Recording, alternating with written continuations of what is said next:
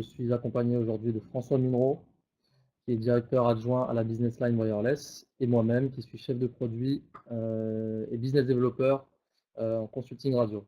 Donc, Bilal Salim, pour ma part, et François Munro, à mes côtés. Bonjour à tous. Lors de ce webinaire, nous allons aborder les sujets de la cohabitation entre les différentes technologies.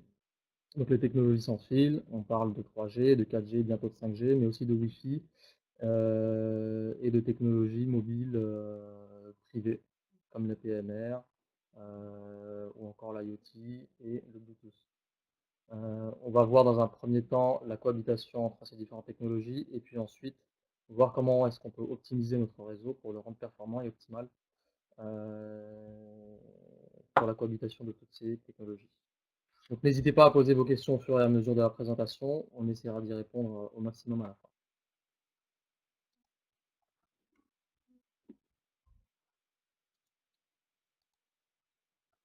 Alors tout d'abord, qui sommes-nous?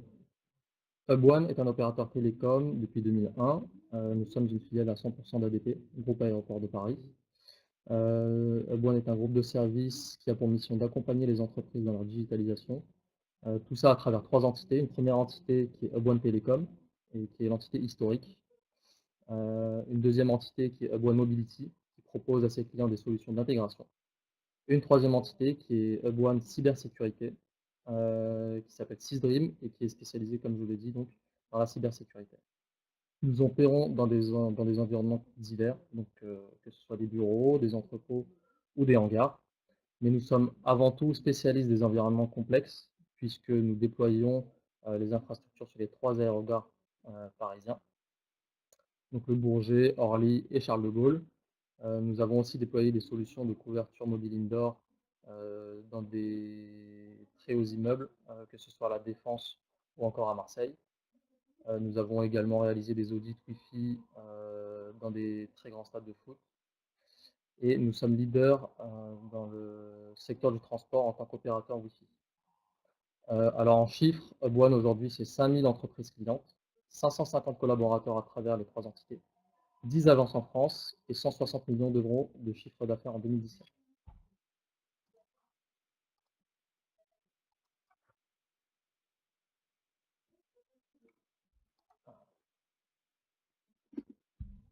Je vais passer à la slide suivante.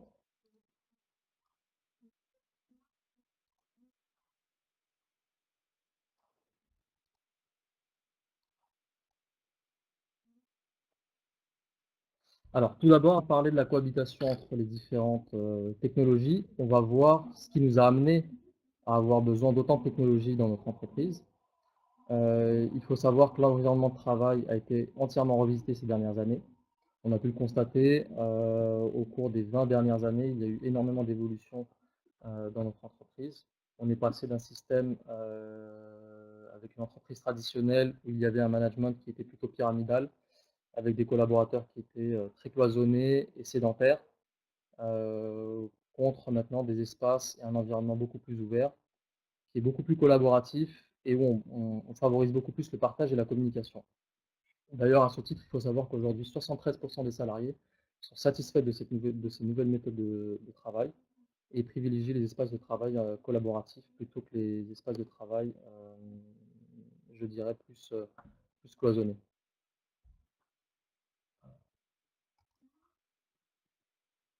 Tout ça est notamment dû aujourd'hui grâce à l'apparition de nouveaux outils. Donc on a des outils qui nous permettent d'être beaucoup plus mobiles aujourd'hui. Nous avons par exemple des téléphones portables, des smartphones, du DECT, des PC portables, des tablettes et aussi des systèmes de visioconférence qui ont remplacé nos méthodes de travail traditionnelles. Fini aujourd'hui les ordinateurs fixes, fini les téléphones fixes également, et aussi de plus en plus, on utilise la visio pour communiquer avec nos différents interlocuteurs, que ce soit à l'intérieur de l'entreprise, mais aussi à l'extérieur de l'entreprise. Aujourd'hui, on n'a plus besoin forcément de se déplacer pour rencontrer un partenaire qui est situé dans des endroits un peu plus reculés de la France ou même dans le monde. On utilise tout simplement la visioconférence pour ce faire. Ce sont des outils qui nous permettent donc d'être beaucoup plus mobiles qu'auparavant et qui forcément nous permettent d'envisager de nouvelles méthodes de travail et des nouveaux espaces de travail.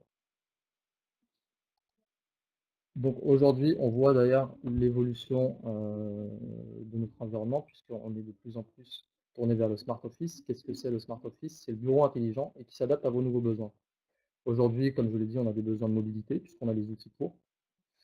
Et ça implique de revisiter les méthodes de travail. Aujourd'hui, on est de plus en plus tourné vers les flex office, qui favorisent le nomadisme, puisque aujourd'hui, on a de plus en plus des bureaux qui ne sont pas alloués à une personne. Une même personne peut travailler un jour sur un bureau A et le lendemain sur un bureau B, et le surlendemain même sur un bureau C, sans que cela ne pose problème. On favorise aussi les méthodes de travail telles que le assis debout, c'est-à-dire qu'on a des bureaux qui nous permettent de travailler debout. C'est des bureaux qui ressemblent plus à, des mini-bars, en fait, plus qu'à des bureaux. On a également des espèces de bulles et des espaces de travail collaboratifs pour répondre aux besoins de chacun. Les bulles pour les personnes qui souhaitent s'isoler, pour réfléchir, pour rédiger des documents ou qui ont tout simplement besoin de se concentrer pour d'autres tâches. Et vous avez des espaces de travail qui sont beaucoup plus collaboratifs au sein des entreprises qui nous permettent aujourd'hui de partager, de communiquer et de faire par exemple du brainstorming. Vous avez aussi des espaces de travail qui se développent en dehors des bureaux, puisque aujourd'hui on favorise de plus en plus le télétravail. On favorise aussi les espaces de coworking, ils apparaissent un peu partout en France aujourd'hui, où, où on est aussi également amené à travailler pendant les voyages ou les déplacements professionnels, puisqu'aujourd'hui on a également accès au réseau sans fil dans les trains et même de plus en plus dans les avions. Des compagnies aériennes aujourd'hui proposent de se connecter gratuitement à leur réseau sans fil pour pouvoir continuer à travailler à bord de leurs avions. Il faut savoir aussi que toutes ces nouvelles méthodes de travail euh, sont aussi influencées par la nouvelle génération d'employés qui arrive sur le marché, ou qui est déjà arrivée, puisque c'est les 25 à 40 ans. Donc, génération dont je fais partie. C'est une génération qui a grandi finalement avec Internet et avec tous ces différents outils, qui a un besoin de communication et de partage beaucoup plus fort qu'avant. On le voit notamment, on est beaucoup plus fervent des outils de communication et des réseaux sociaux. On a un besoin en permanence d'être connecté, de savoir ce qui se passe, d'avoir des informations, mais aussi de partager nos connaissances et nos informations. Et ces nouvelles méthodes de vie, finalement, se retranscrivent aussi à l'intérieur de l'entreprise. On est une génération qui a besoin de communiquer, de partager, et qui privilégie beaucoup plus la, la balance entre la vie professionnelle et la vie personnelle. Et c'est pour ça qu'on a besoin de nos outils pour être connectés en entreprise, bien sûr, mais aussi à l'extérieur. Et d'ailleurs, à ce titre, il faut savoir qu'aujourd'hui, 93% des jeunes actifs estiment ne pas vouloir travailler dans des bureaux traditionnels cloisonnés, mais plutôt dans des espaces plus collaboratifs et plus ouverts. Alors, cette multiplicité des outils et des méthodes de travail engendre forcément des problématiques, et ces problématiques sont davantage pour les nouveaux DSI. Ce sont des nouveaux challenges et je dirais même plus des véritables casse-têtes parfois pour ces DSI qui doivent faire cohabiter les différentes technologies qui sont complexes, puisqu'elles ne sont pas palpables, ce sont des technologies radio, et en plus qui requièrent des connaissances diverses que ne peut malheureusement pas avoir une seule et même personne, ou du moins très difficilement. On voit par exemple aujourd'hui qu'avec tous ces nouveaux outils, qui ne sont pas forcément connectés sur les mêmes technologies, ça implique pour les DSI de maîtriser plusieurs technologies. On a par exemple aujourd'hui les mobiles qui se connectent plutôt sur les réseaux opérateurs, principalement. On a les PC portables ou les tablettes qui sont plutôt sur le réseau Wi-Fi. Et on a également l'IoT qui fait son apparition de plus en plus dans les entreprises. On a aussi les systèmes de talkie-walkie pour le personnel de sécurité, qui nous implique d'avoir également une technologie à part, puisque c'est une technologie de radio privée qui doit être mise en place dans l'entreprise. Deuxième chose, aujourd'hui, on a des collaborateurs qui sont de plus en plus exigeants. il faut aujourd'hui couvrir davantage de lieux. On se contentait plutôt des espaces de travail à l'époque, tels que les bureaux ou les salles de réunion. Aujourd'hui, il faut savoir qu'on a des demandes, par exemple, nous-mêmes, on a des demandes au quotidien de plus en plus pour couvrir des zones qui nous paraissaient plutôt insolites il y a quelque temps. Des zones comme les ascenseurs, comme les parkings, etc. Aujourd'hui, il est inenvisageable pour des entreprises et pour des collaborateurs d'être coupés lors de communication, que ce soit des communications en interne ou des communications en externe. Aujourd'hui, on ne peut pas être coupé lors d'une réunion d'équipe avec son supérieur, avec sa hiérarchie, ou même avec des collègues, et encore moins à l'extérieur avec des partenaires, par exemple des clients. Un commercial aujourd'hui ne peut pas être coupé toutes les 30 secondes parce qu'il est en train de traverser son immeuble ou parce qu'il est en train de passer de sa voiture à son parking et de son parking à son bureau. Donc on a des gens qui sont de plus en plus exigeants et des lieux à couvrir qui nous paraissaient un peu insolites à l'époque.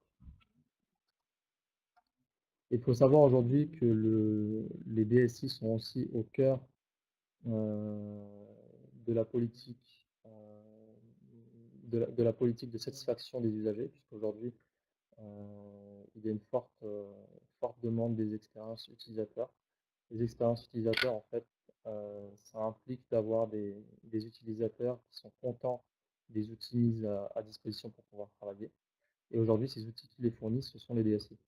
Ce sont les DSI qui mettent en place les différents outils pour que les usagers puissent travailler correctement.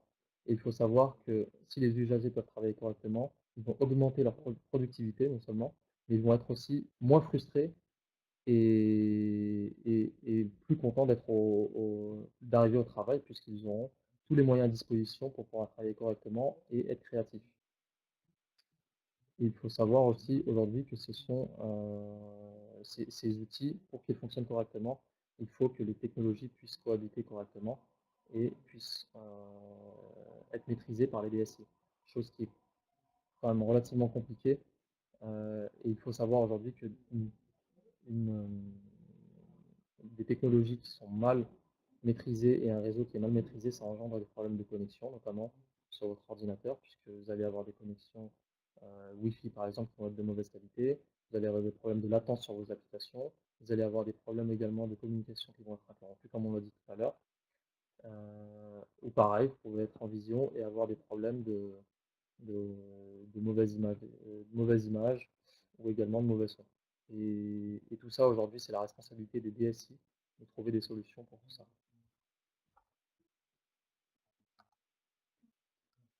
On va passer aux bonnes pratiques. Alors, comment trouver des solutions pour faire cohabiter toutes ces différentes technologies?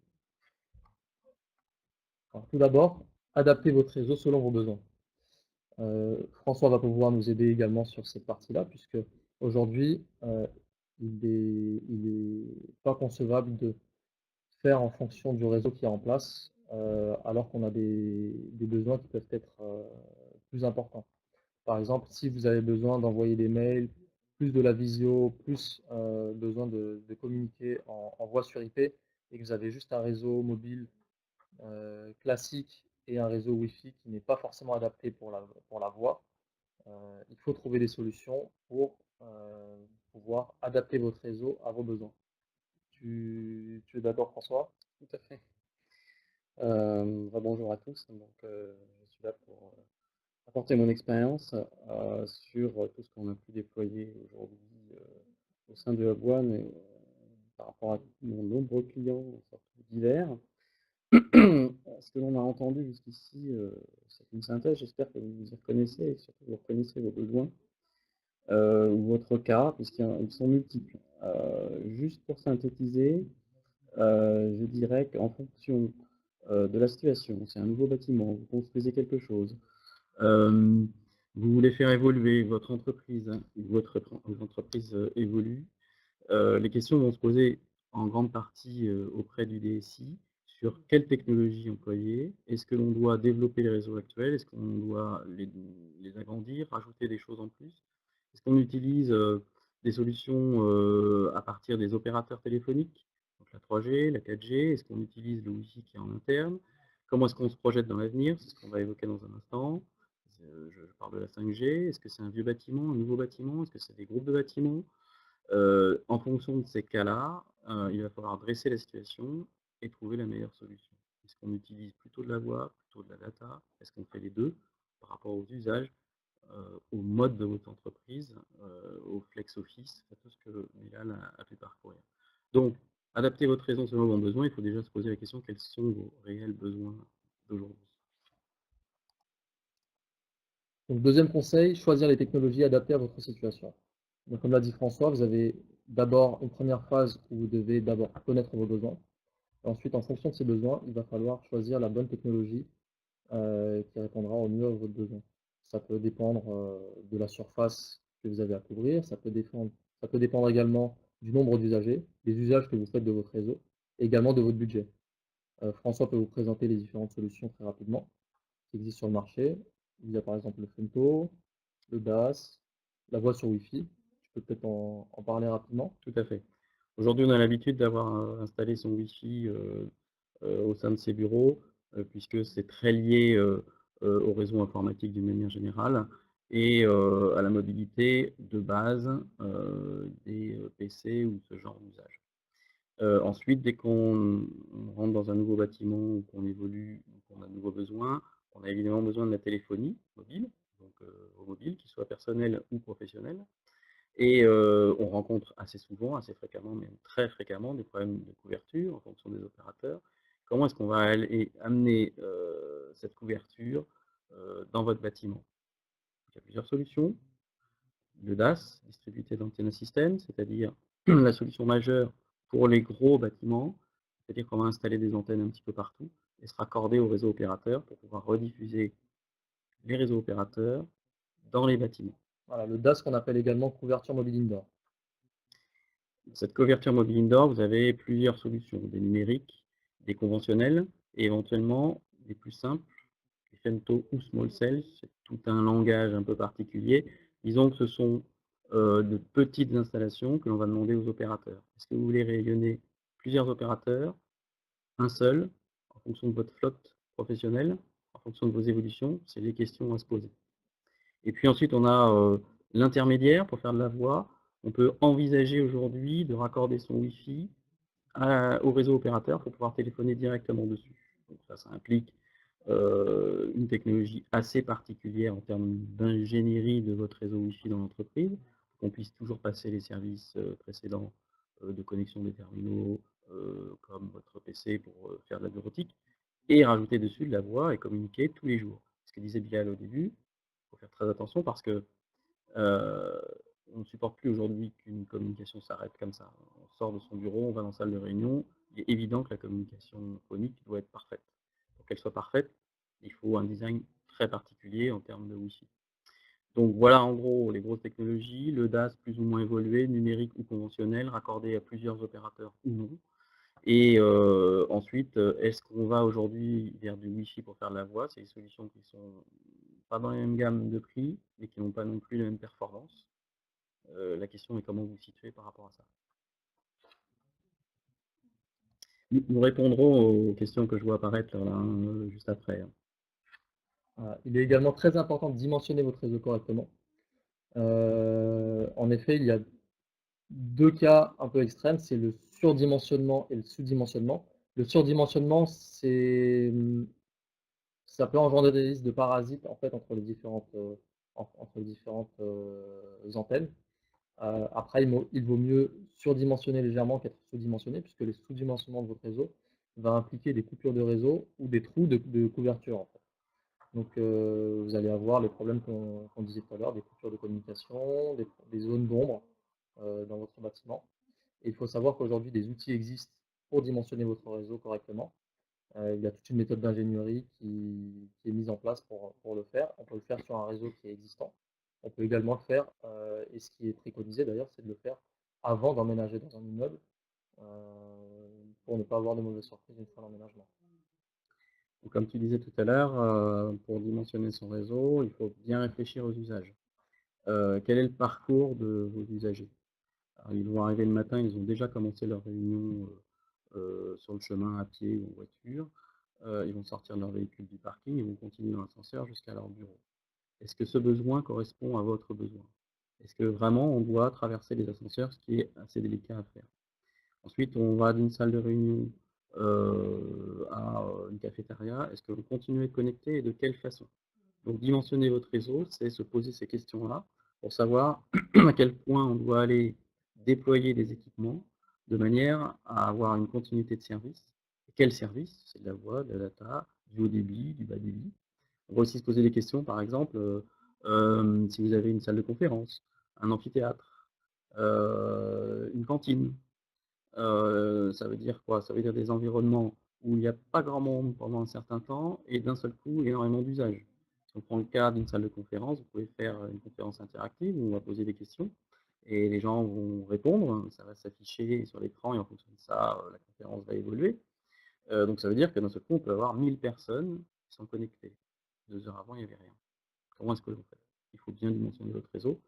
On a des outils pour faire ça et surtout, on va pouvoir projeter un budget de réalisation.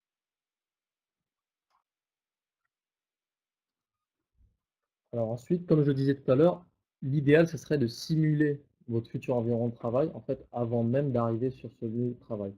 Vous emménagez, vous êtes livré un nouveau bâtiment.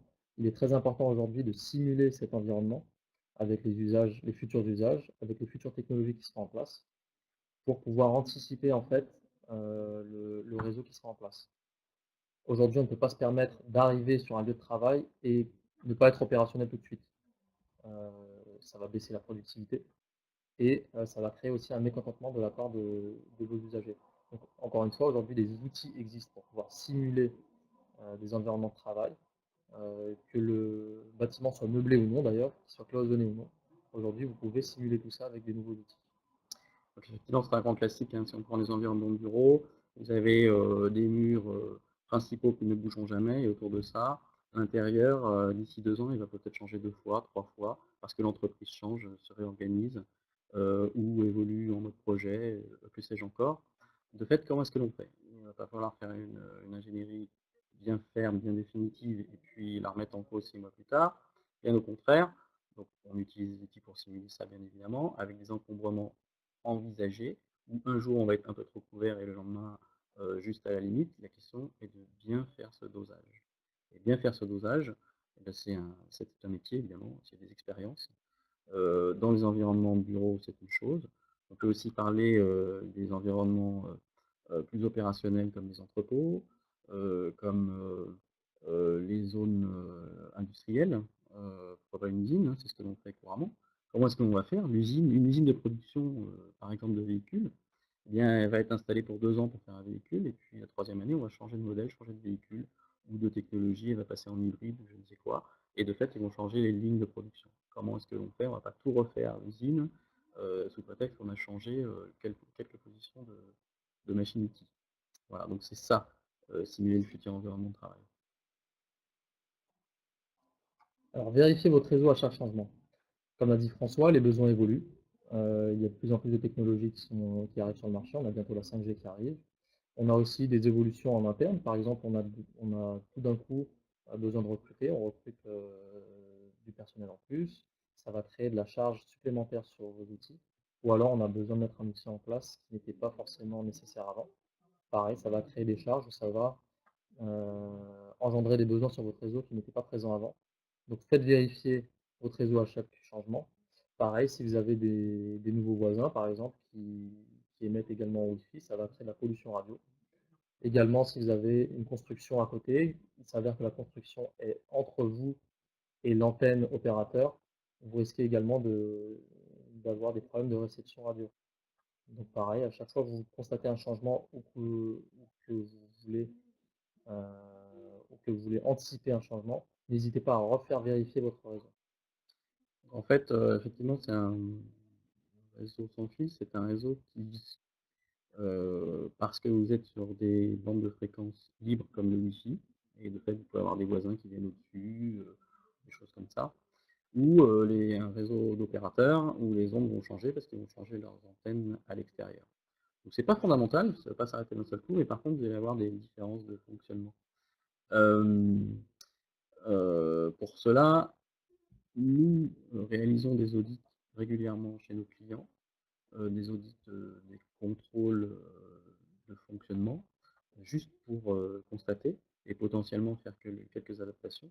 Ou alors, on peut encore aller plus loin si c'est un réseau sensible ou des zones VIP, où là on met en place, des surveillances, hein, c'est-à-dire, la maintenance à distance, de la supervision, où là on va avoir, les défauts qui apparaissent en temps réel et on peut aller jusqu'à, intervenir selon certains SLA. Donc en fonction de l'usage des besoins réels, on peut aller jusqu'à un mode industriel, poussé.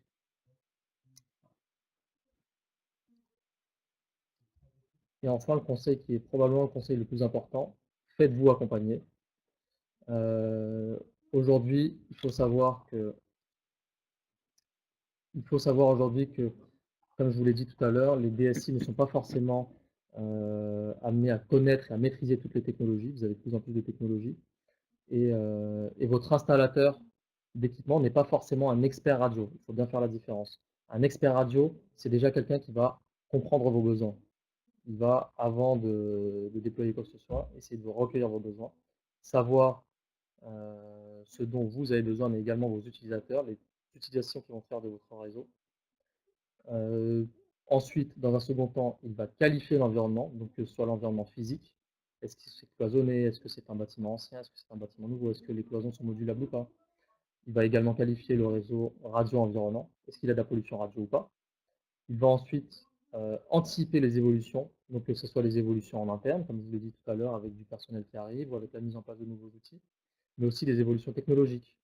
Donc aujourd'hui, par exemple, on sait que pour la mise en place d'un DAS, il faudra anticiper l'arrivée de la 5G et faire en sorte que le DAS soit compatible au 5G pour ne pas avoir à redéployer un nouveau réseau et une nouvelle infrastructure d'ici 2 ou 3 ans. Il faut que l'infrastructure dure dans le temps et qu'elle soit rentabilisée par l'entreprise.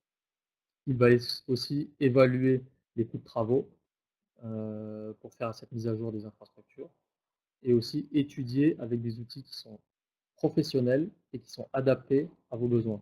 En fait, tout ça dans le but de répondre au maximum aux besoins qui sont présents, mais également aux besoins futurs de votre entreprise.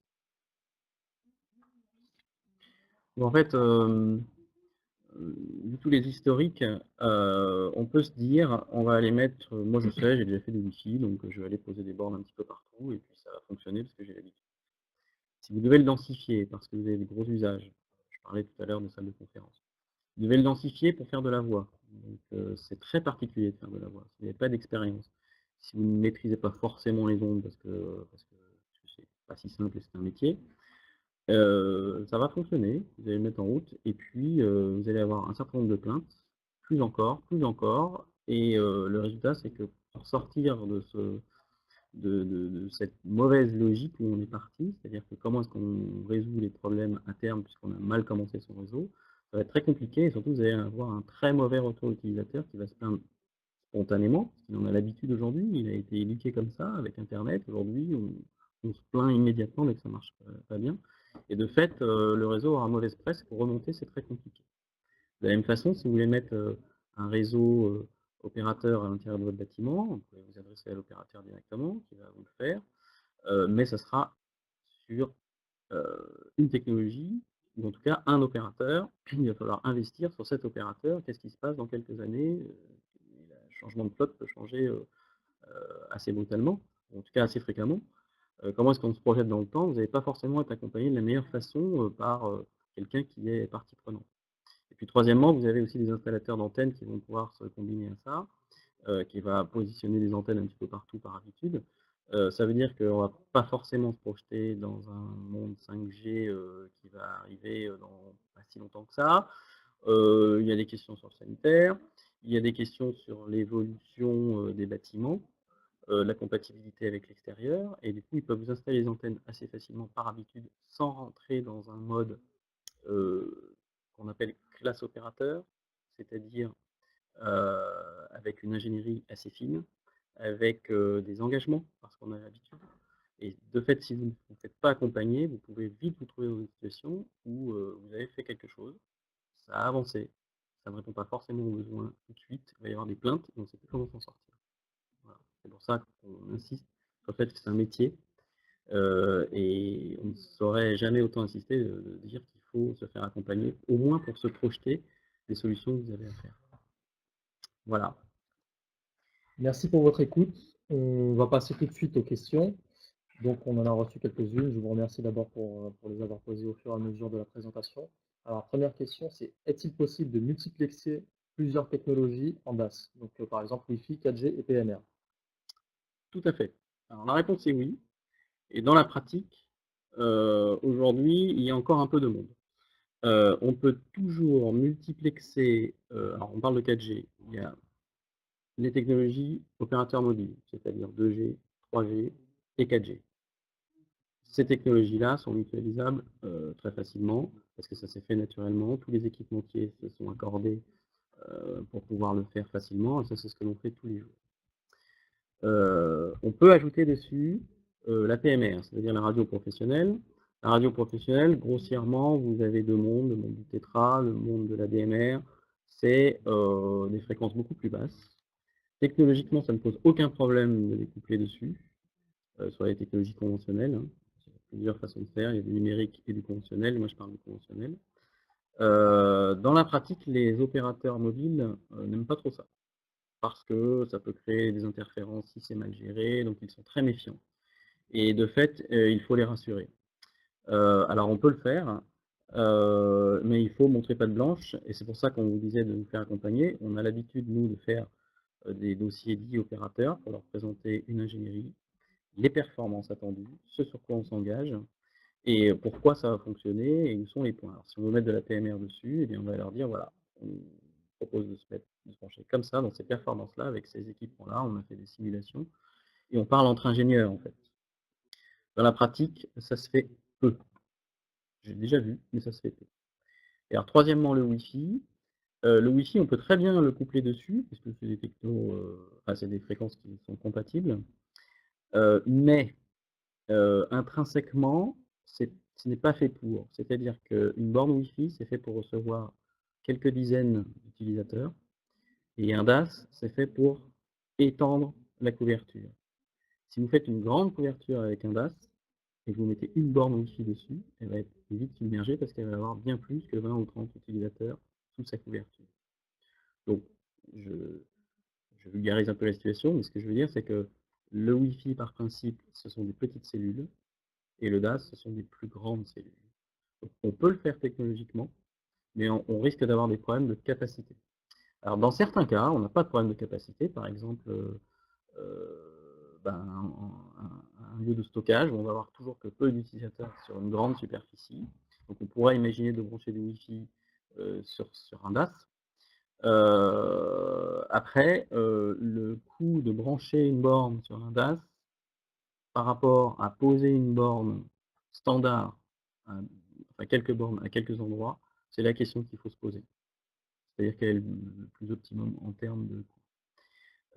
On a déjà mis du Wi-Fi sur des DAS, nous, Hub1, dans des lieux industriels où il y a peu d'usagers et la couverture est difficile à réaliser, et surtout, aller installer du matériel est difficile. Donc on va positionner des antennes ou des câbles rayonnants au moment de l'installation de la zone industrielle, et on va raccorder les équipements actifs Wi-Fi, et on peut les faire évoluer sur le DAS en question. Donc ça c'est fait, c'est relativement rare.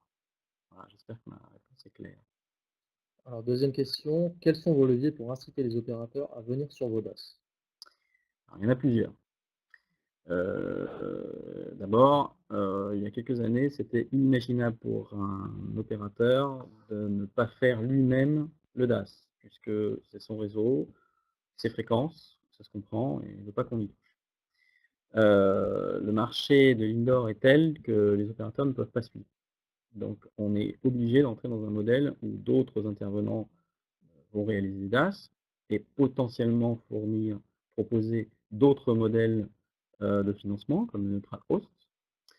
Et donc la question est tout à fait intéressante, puisqu'il arrive qu'on déploie des DAS et que les opérateurs ne veulent pas venir dessus. Alors souvent ils ne veulent pas venir dessus, soit pour des raisons de stratégie, soit pour des raisons techniques. Et donc dans la deuxième solution, c'est la raison technique. Aujourd'hui, on travaille beaucoup avec les opérateurs main dans la main, et surtout Hub1 en tant que opérateurs pour les aéroports, on est en relation permanente avec eux, puisqu'ils doivent couvrir les aéroports et donc on les aide, on échange, on a des problèmes de compatibilité, et cetera. Et de fait, on échange nos ingénieries et donc on est en mesure de leur fournir des dossiers techniques avec des règles d'ingénierie partagées. Et de fait, ce qu'on va faire, ça ne pose pas de surprise. C'est-à-dire qu'ils attendent certaines performances que l'on va garantir sous leur format. Donc le dossier technique est clair, ils l'acceptent, et donc ils peuvent dire oui ou non, ça correspond à ce que moi je sais faire. Donc sur la partie technique, comment les inciter? Eh bien, c'est leur montrer patte blanche avec des dossiers bien standards que nous, on sait faire. Sur la partie plus stratégique, alors c'est pas très compliqué, soit vous avez une flotte à renouveler, donc ils ont un intérêt à venir se raccorder.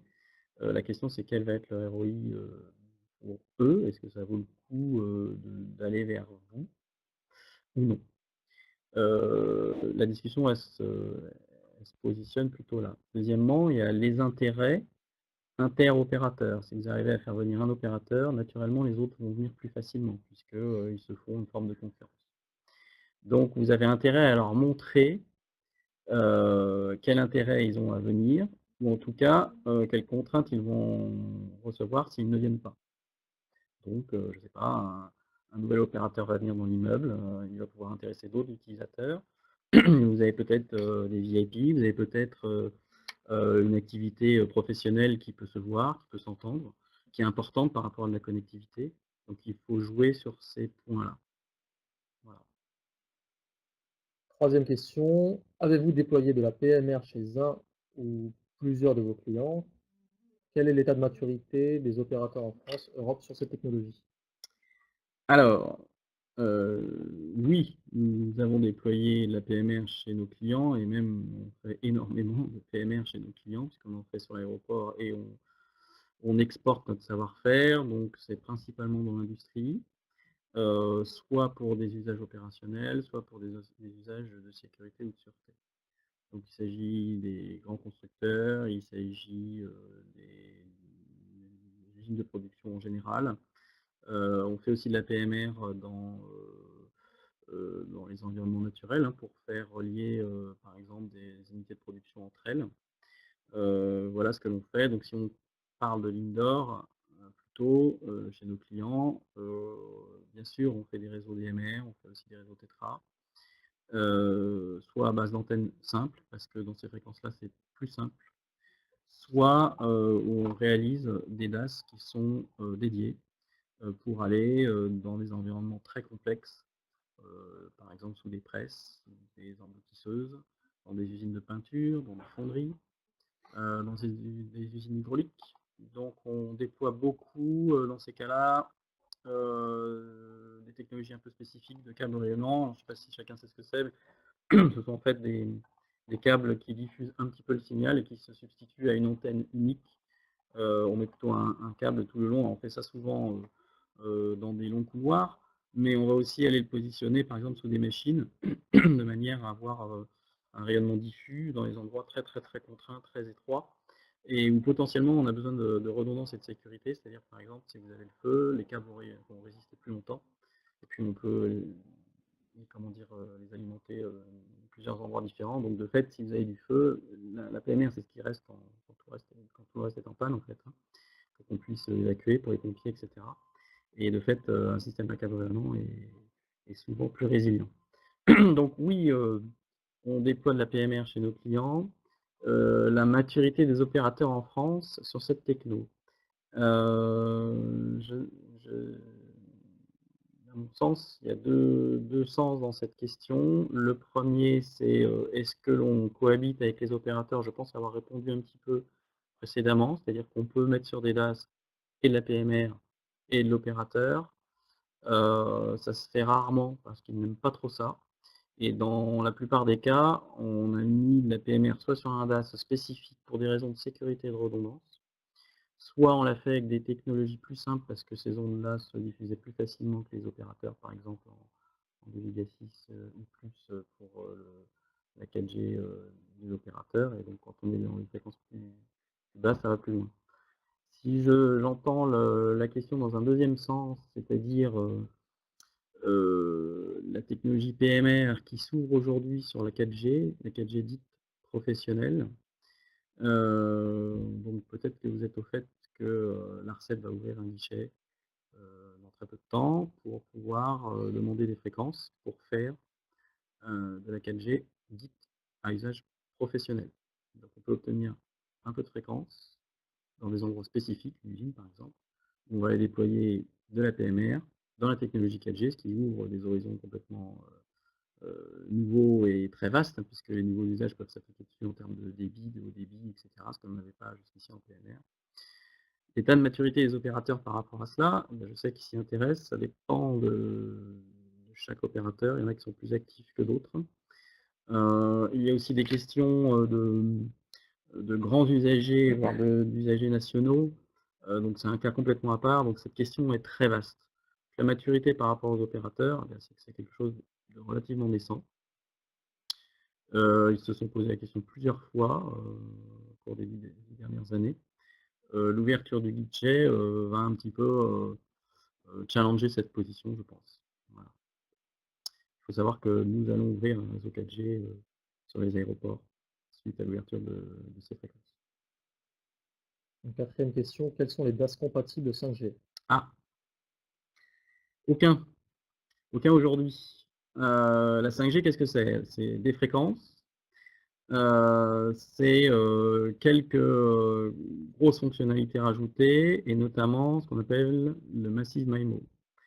MIMO, Multiple Input, Multiple Output, c'est une technologie un peu spécifique qui amène, à base de plusieurs antennes, on peut, multiplier les débits. Aujourd'hui, vous avez peut-être entendu parler du MIMO sur le Wi-Fi ou sur la 4G. C'est du MIMO simple, entre guillemets, 2 par 2, 4 par 4, c'est-à-dire on va mettre 4 antennes ou 2 antennes. Si vous appliquez, du MIMO sur du DAS, ça veut dire qu'il faut multiplier le nombre de câbles et le nombre d'antennes, ou alors avoir des antennes multiples. C'est très compliqué, c'est vite très onéreux. Alors on peut imaginer, MIMO 2 par 2, c'est facilement, donc en 4G. En 5G, le MIMO il explose. C'est-à-dire c'est plus du MIMO 2 par 2 ou 4 par 4, mais c'est du 64, du 128, du ce que vous voulez. Les antennes deviennent actives et très complexes dans des boîtiers. Et de fait, c'est assez orthogonal à la techno 4G. 5G, pardon. Alors, pour répondre à la question, il existe des DAS compatibles 5G. Aujourd'hui, non, puisqu'en fait, c'est pas complètement statué et donc les équipementiers n'ont pas statué leur position. En ce qui concerne le MIMO, ça restera de la 5G pas très haut débit, puisqu'on ne pourra pas implémenter le très haut Massive MIMO.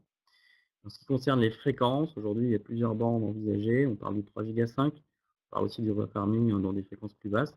3 Go 5, ça commence à être une grande limite pour les DAS, parce que ça fait des câbles très conséquents. Les connexions sont très fortes, donc c'est vraiment une grande limite. Du coup, la 3 Go 5 est quand même assez limitant. On parle aussi des fréquences 26 Go, là on oublie complètement.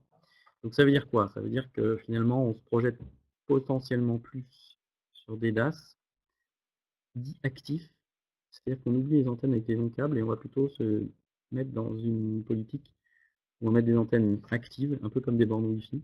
On va approcher l'utilisateur et on va en mettre un peu partout. Ces bornes seront normalement plus évolutives, pourront appliquer le Massive MIMO, pourront appliquer les mises à jour de la 5G. Ça veut dire que ça révolutionne en fait les technologies DAS. Alors pas tout à fait, puisque vous avez déjà des DAS numériques. On peut les envisager évolutifs 5G. Ils ne sont pas forcément encore tous, mais ils sont potentiellement plus évolutifs, puisqu'il n'y aurait que la partie active à faire évoluer ou à changer. Voilà.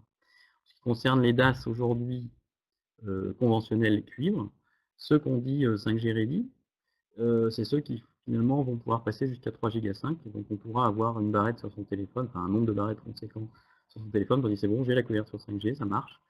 Je communique en 5G, ça marche. En revanche, j'aurai pas toutes les performances extrêmes de la 5G pour aller jusqu'au gigabit et même plus encore.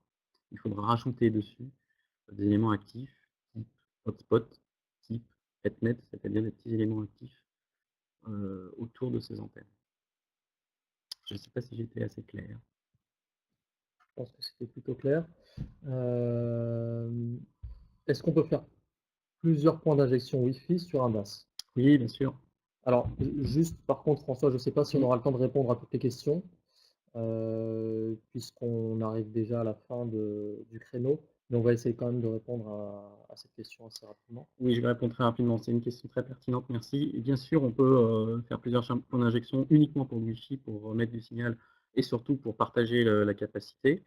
C'est ce qu'on va faire, naturellement dans un environnement, industriel puisque, ça sera toujours mieux de passer sur le DAS pour bien maîtriser le flux des ondes. La question que l'on peut se poser à chaque fois, c'est plusieurs points d'injection, pardon, sur un DAS.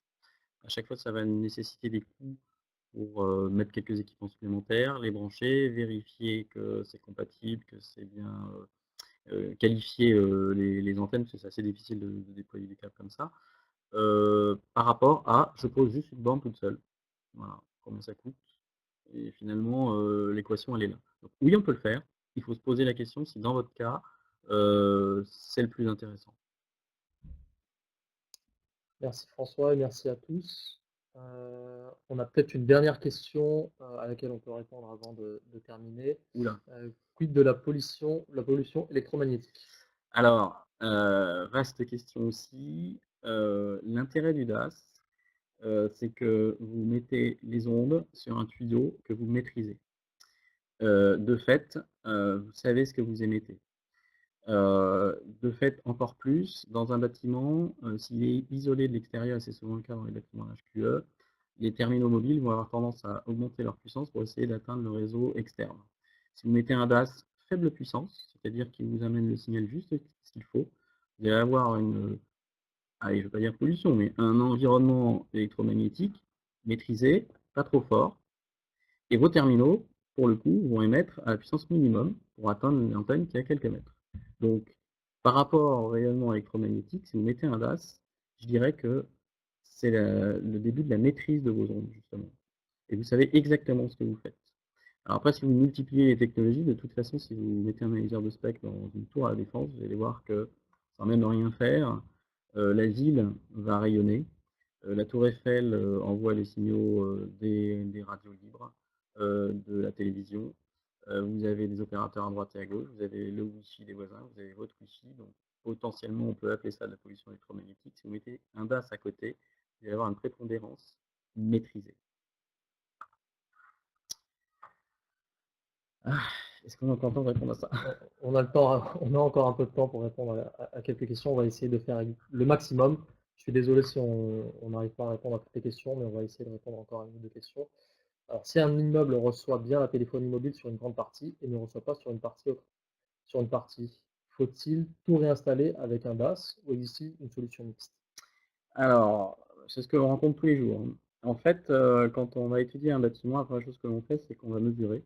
On va mesurer pour tous les opérateurs. Et donc, les antennes des opérateurs sont disposées à droite, à gauche, ça dépend. Et fatalement, vous allez avoir des expositions différentes, potentiellement même de différentes technologies. Si on prend n'importe lequel, un opérateur 1, vous allez bien recevoir la 3G, mais pas la 4, parce que ça ne va pas être sur la même antenne. Et entre les opérateurs, les signaux vont être différents. Donc, en fait, dans le bâtiment, vous allez avoir toujours des zones d'ombre sur une techno et moins d'ombre sur une autre. Le DAS va harmoniser tout ça, c'est-à-dire qu'on va justement installer les antennes partout pour pouvoir avoir un signal constant ou homogène sur l'intégralité de votre bâtiment. S'il y a une puissance forte qui vient de l'extérieur, on va tout faire en sorte pour rester à l'intérieur. Et donc c'est à nous de faire le réglage du DAS par rapport à la technologie, par rapport à l'opérateur, en fonction de la position. Donc tout réinstaller, c'était la question. Moi je partais du principe qu'on mettait un DAS, s'il est bien fait, il est installé partout dans le bâtiment, et après c'est une question de réglage. Et on disait tout à l'heure qu'il faut faire des audits de temps en temps, parce que justement les opérateurs vont changer, ils vont éteindre un site, en allumer un autre, rajouter une technologie, changer leurs antennes, et donc du coup le rayonnement de l'extérieur va potentiellement changer, et c'est à nous de refaire votre réglage, ou à vous, en tous les cas c'est aux spécialistes radio de refaire le réglage, et le réglage il se fait au pied du DAS, on ne touche pas au DAS, on ne fait que le régler. Dernière question, pourquoi ou dans quelle mesure le DAS est plus adapté aux bâtiments tertiaires que dans les entrepôts et sites industriels? Alors, vaste question aussi. Donc, dans les entrepôts et sites industriels, vous avez un environnement qui est difficile, qui potentiellement peut même être, agressif, parce qu'il y a, des gaz, des choses comme ça, il faut résister. Et donc si vous mettez un DAS dit industriel, vous allez avoir des connecteurs, des câbles qui répondent à des normes bien spécifiques, potentiellement même, à la chaleur, aux environnements, chimiques et ce genre de choses. Et du coup, les équipements, électroniques actifs vont être dans un endroit, dans un local technique qui lui est protégé, bien propre, potentiellement, justement isolé, et on va aller mettre les antennes dans des endroits délicats. Je pense par exemple au nucléaire, hein, on met des DAS dans le nucléaire, puisque justement, on va aller mettre des antennes qui peuvent être, exposées d'une façon différente d'un équipement électronique, standard. Voilà. Donc le DAS est évidemment plus adapté aux environnements industriels. Dans le tertiaire, alors le tertiaire, ça dépend des cas.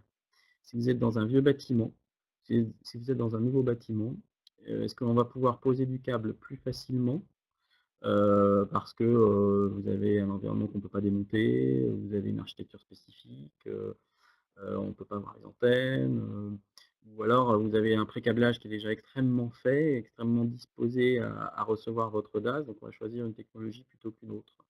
Donc, la réponse, elle est ni blanche ni noire, elle est entre les 2. Ça dépend de vos cas. Il est sûr que, un DAS conventionnel est très confortable, c'est-à-dire que vous allez tirer vos coaxiaux dans les étages et vous allez relier les étages, avec de la fibre ou du cuivre, et les éléments actifs vont se retrouver à chaque étage ou enfin un élément actif pour plusieurs étages. Ça, c'est vraiment la base, c'est vraiment le standard et vous allez pouvoir évoluer, changer vos équipements actifs pour pouvoir mettre d'autres technologies et cetera. C'est vraiment la base, la plus confortable. Si c'est pas possible, parce qu'il y a des problèmes de câblage, des contraintes, ou alors, que l'on veut, une situation particulière sur, le numérique, si on veut plutôt des équipements actifs type borne Wi-Fi, soit pour l'intégration, ça se voit, pas forcément moins, mais différemment, soit pour, une stratégie d'évolutivité, c'est-à-dire on va se dire: «Tiens, quand je passerai à la 5G ou à la 6G, j'aurai que l'actif en bout de câble à changer». Soit parce que je veux absolument réutiliser, mon cuivre dans mon bâtiment ou ma fibre dans mon bâtiment. Du coup, on ne veut pas entendre parler de câblage, d'antenne air classique. Voilà, c'est ça qui va décider, dans le tertiaire, ce que l'on va faire comme technologie. Merci beaucoup pour toutes vos questions. Malheureusement, on est un peu pris par le temps, donc on n'a pas pu répondre à toutes les questions. On reste évidemment disponible par email ou même par Mmh. téléphone. Tu veux reprendre une dernière question si? Je vois 3 minutes Ouais. sur le côté sanitaire quand même. Le sanitaire, c'est absolument fondamental. Parce que d'abord c'est légal et ensuite il faut rassurer les gens. On parlait de pollution électromagnétique, tout à l'heure. Donc le DAS pour moi il est rassurant. Il est rassurant parce que justement on va se mettre à maîtriser les ondes plutôt que de se dire: «Bah, on va voir un petit peu comment le bâtiment est exposé». Le DAS il est rassurant parce qu'on va émettre le moins possible pour avoir le meilleur, service possible et tout ça dans des normes et ces normes on va les simuler, on va les garantir, ensuite on va les vérifier à l'installation et ensuite on va les vérifier régulièrement. De fait, si vous avez un DAS, vous maîtrisez vos ondes, y compris votre sanitaire. Et le sanitaire, on se réfère à l'OMS, pour l'international, on se réfère ensuite, aux limitations de la France, qui sont un peu plus restrictives, et ensuite on se réfère aussi, aux chartes qu'il y a dans les différentes villes et aux bons usages des opérateurs, qui sont encore plus restrictifs, surtout en indoor. De fait, aujourd'hui, vous avez vraiment des rayonnements très faibles puissances avec les DAS, qui vont vous permettre un usage doux, c'est-à-dire vos terminaux, vous allez le voir, hein, ils vont consommer moins sur vos batteries. Vous allez vous en rendre compte avec les sans DAS, il y a une vraie différence si la couverture est mauvaise. Parce que le terminal, si la couverture est mauvaise, il va passer son temps à essayer d'émettre le plus fort possible, il va raccrocher, recommencer, passer son temps à essayer de joindre le réseau. S'il a son DAS, il se tait, et quand il émet, c'est tout faible. Donc le sanitaire, donc tout ça, est extrêmement maîtrisé. Voilà ce que je peux dire en 3 minutes, si ça vous convient en termes de réponse. Visiblement, ça convient à monsieur Frédéric puisqu'il te remercie, François. Avec Heu, plaisir. Encore une fois, merci d'avoir participé. Merci pour vos questions, qui ont été très nombreuses. Désolé encore pour, les questions auxquelles on n'a pas pu répondre. N'hésitez pas à nous contacter, que ce soit par email ou par téléphone. pour nous poser ces questions. On fera un plaisir de vous répondre du mieux possible. Et encore une fois, merci pour votre participation et merci d'être venu pour ce webinaire. J'espère que ça vous a plu et que c'était intéressant. Merci beaucoup.